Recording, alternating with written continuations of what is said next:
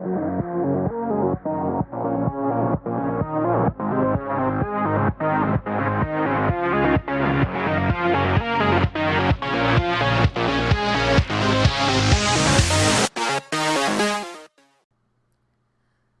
games are everyday companions for a quick dose of fun.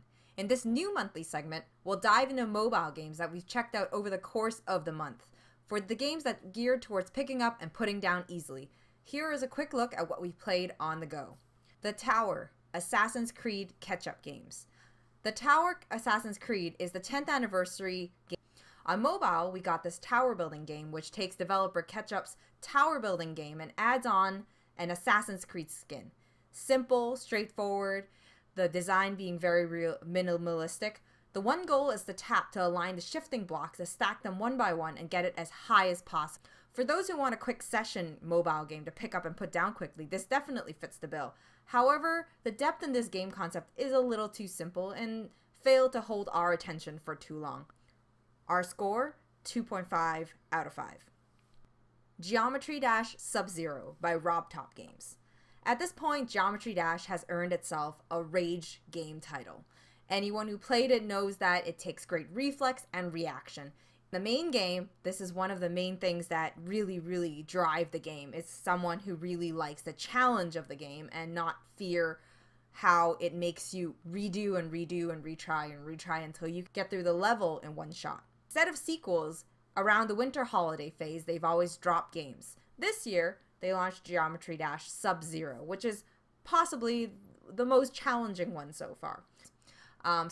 Geometry Dash SubZero, for the fan of Geometry Dash, is definitely a completely different beast of a game. It takes the Geometry Dash formula of the original game, but morphs it into something a little bit more, where the cameras now can change. It pulls you in, pulls you out. It feels a little like a platformer at the same time as a side-scroller. The music still is very great, and this is one of the most challenging side games that RobTop has released at this point. It's clever, it has a lot of really nice elements to it, there's our different scenes, and it's a really different experience, but one that is very fun to dive into.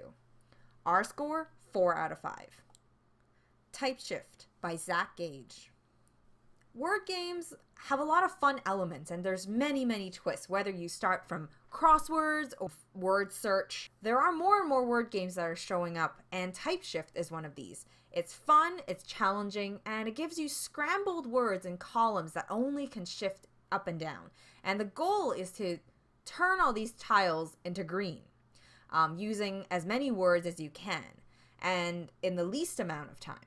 However, what makes Type Shift also a little more different is that there are other game modes in this sort of game. The longevity of the puzzles also go into the daily puzzles, where every day there's something new to have. There's also booster packs, which are free, and there's a lot of extra ones that could really, even for a free experience, has a lot. If you are very dedicated to the game and you've actually finished all the many levels that are free, there are other packages that you can buy for an additional cost.